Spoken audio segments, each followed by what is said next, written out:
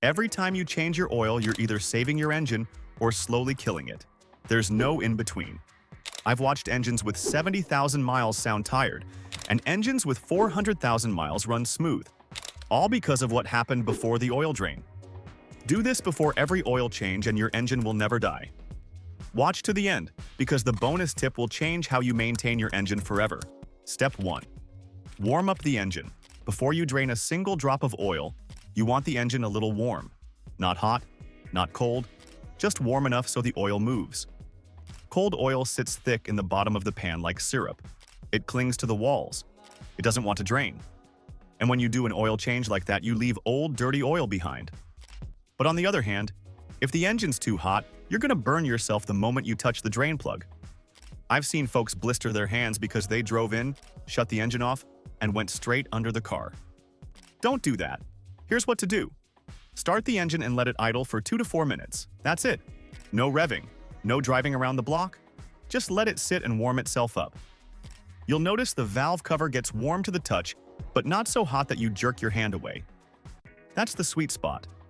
Warm oil drains smooth and fast, and when it drains like that, you get more of the dirty oil out, which means the clean oil you put in has room to do its job. Now, once you've got it warm, don't drain it yet. There's something you want to check first. Step 2.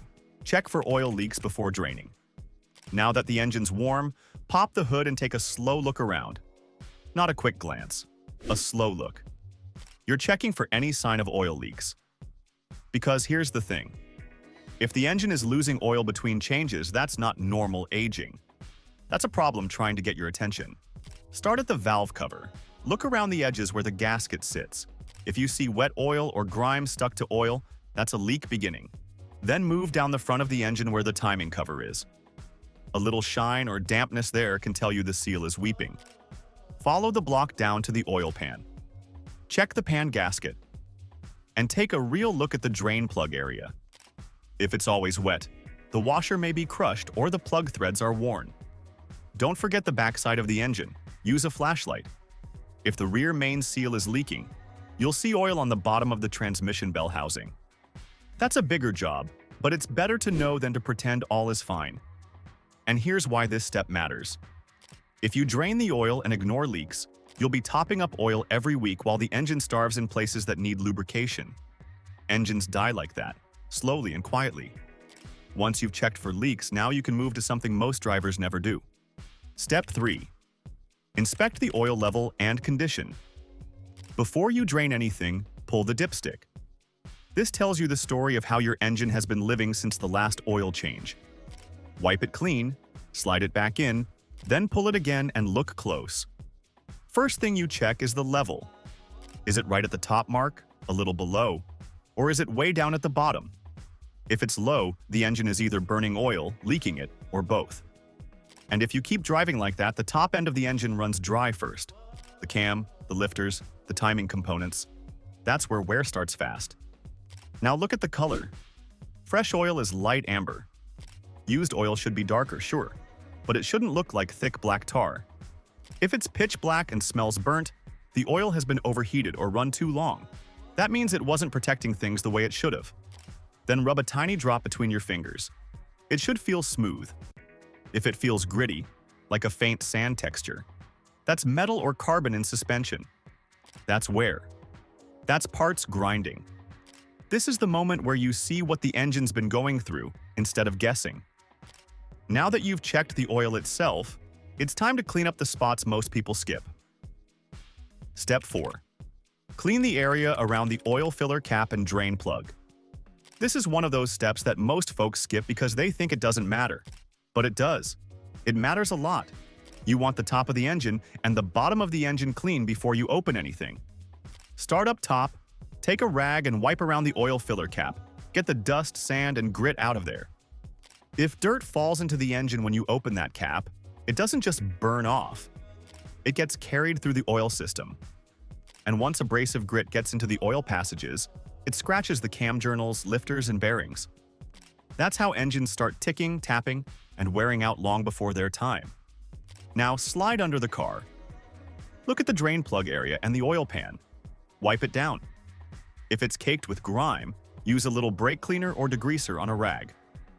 Don't spray wildly. You don't need a mess.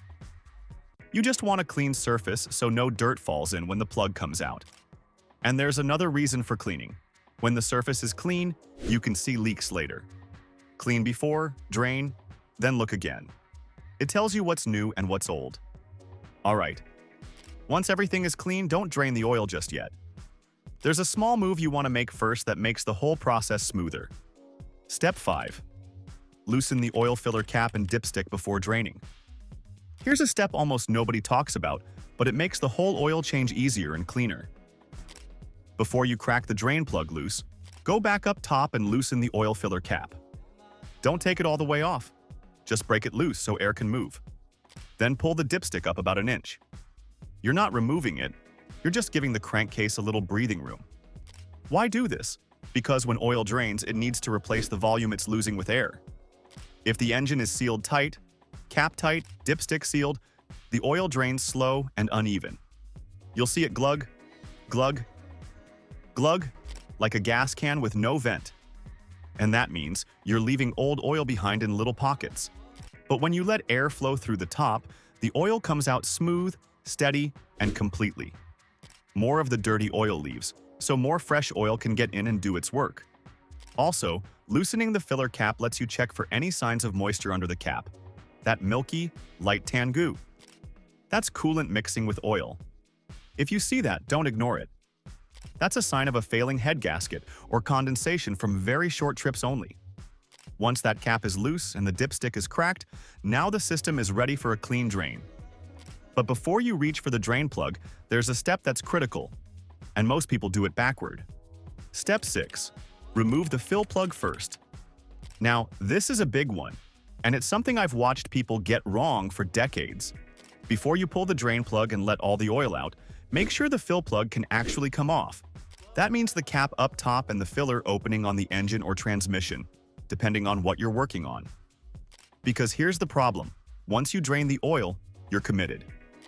If that fill plug is stuck, stripped, or seized, you now have an engine with no oil in it and no way to refill it. That's how cars end up on trailers.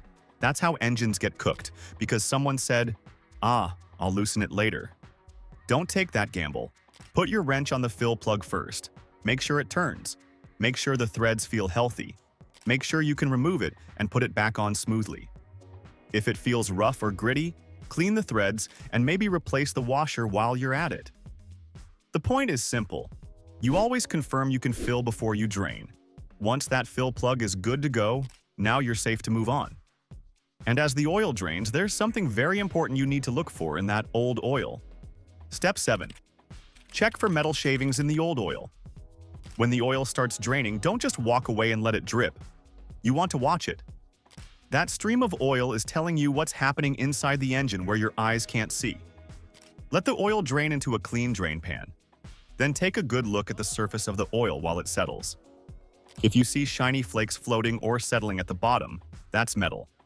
And not all metal is the same story. If the flakes look like tiny glitter, real fine and silver, that's usually normal wear from the top end. Every engine makes a little of that over time, but if you see larger pieces like pepper-sized dots or thin slivers, that means parts are rubbing harder than they should. Bearings, cam lobes, rings, something's wearing faster than it should. If the oil has gold or bronze tint specks, that can mean bearing material. That's more serious. That means you want to keep an eye on oil pressure and maybe shorten your oil change intervals. This step matters because finding metal early can save an engine long before it starts knocking or smoking. Now, if your engine has one, the next part is just as important. The magnetic drain plug. Step 8. Inspect and clean the magnetic drain plug. If your engine has a magnetic drain plug, this is where it really earns its keep. That magnet is there to catch metal before it circulates through the bearings and journals. So once the plug is out, take a slow look at the tip. You'll usually see a thin layer of soft, dark sludge on the magnet. That's okay, that's normal. It's just microscopic metal from regular wear. Wipe it off with a clean rag and it should come off smooth. But here's what's not normal: chunks. If the magnet has pieces you can pick up, or sharp flakes, That means something inside is shedding material. That's when you start paying closer attention to how the engine sounds, especially on cold starts. Also, make sure the magnet is still firmly attached to the plug. I've seen cheap drain plugs where the magnet comes loose. If that magnet falls inside the oil pan, it sits there collecting metal in one spot instead of pulling it out of circulation.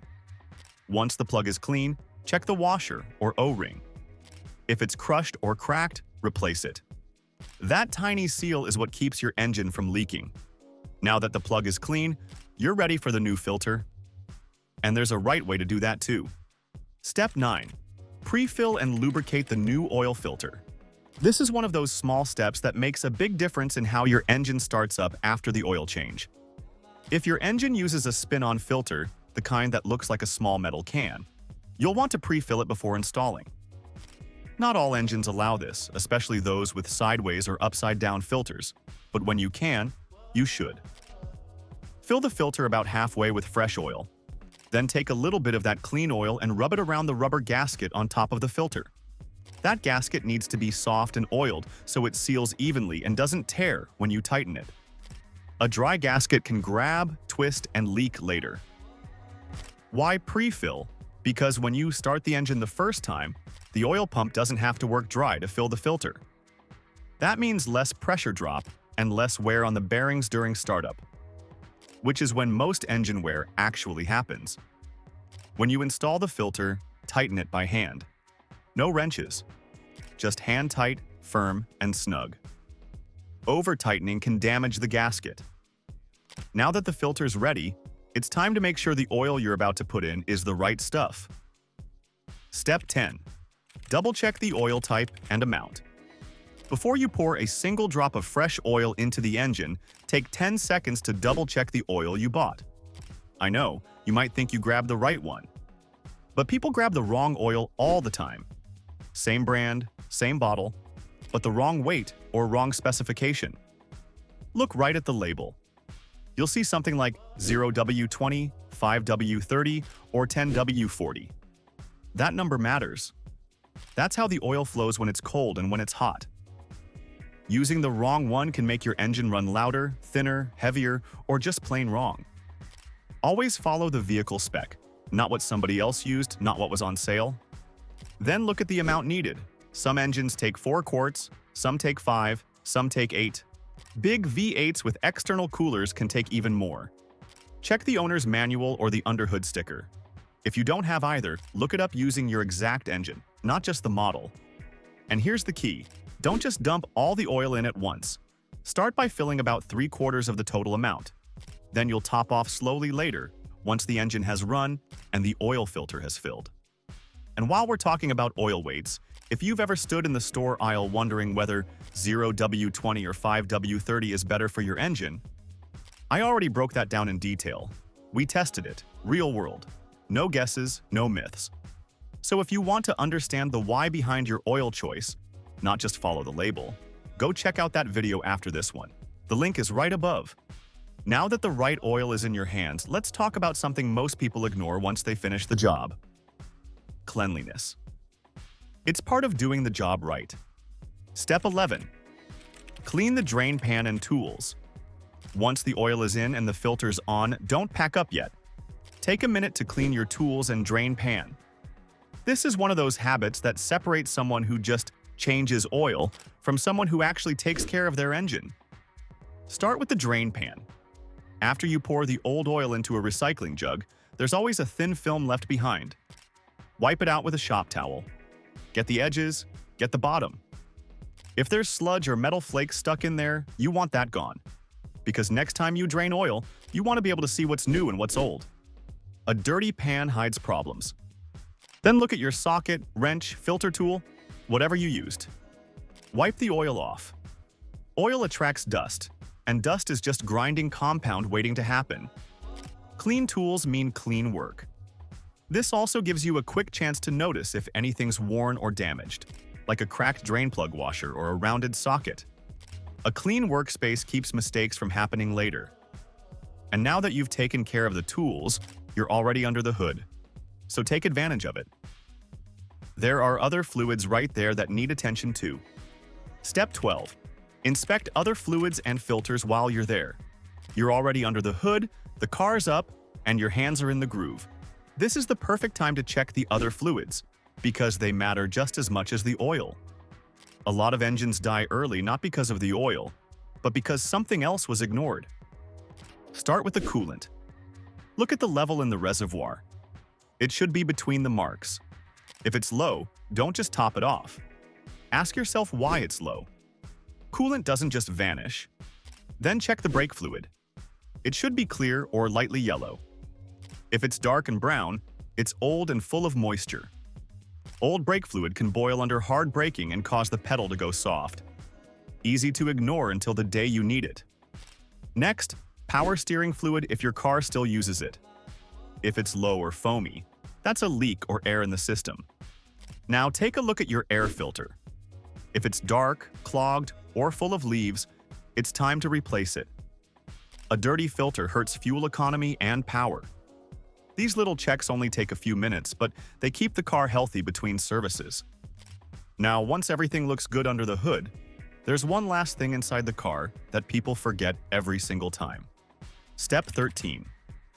Reset the oil life monitor or maintenance light. Now hop inside the car. You're going to reset the oil life monitor or the maintenance reminder. And no, this isn't just about clearing a light. This is about starting a fresh clock on your service schedule. Most newer cars track oil life based on engine temperature, run time, RPM changes, and how you drive. It's not a perfect system, but it's better than guessing. If you don't reset it, the car has no idea the oil is new. It'll keep counting down like nothing changed, and that can throw your maintenance timing way off. Every car does this reset a little differently. Some use the menu on the dash. Some need you to press the gas pedal 3 times. Some want you to turn the key and hold a button. If you're not sure, just look up the reset steps for your make and model. It only takes 10 seconds. And here's the key part. Do it right after the oil change, not later, not tomorrow, not when I remember. Right now, while the job is fresh. Once the light is reset, the car knows it's got clean oil and a clean slate. Now there's one last thing, and it's what keeps your maintenance history solid. Step 14. Record the mileage and oil brand.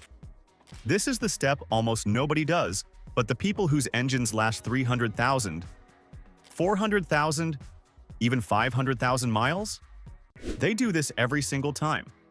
Take a minute and write down 2 things. The mileage, when you changed the oil brand and weight you used. You can write it in a little notebook you keep in the glove box. You can use your phone. You can even put a small note on the inside of the windshield. Doesn't matter how, just keep the record. Here's why. Engines don't die overnight. They die over time. And when you track your oil changes, you start to notice patterns.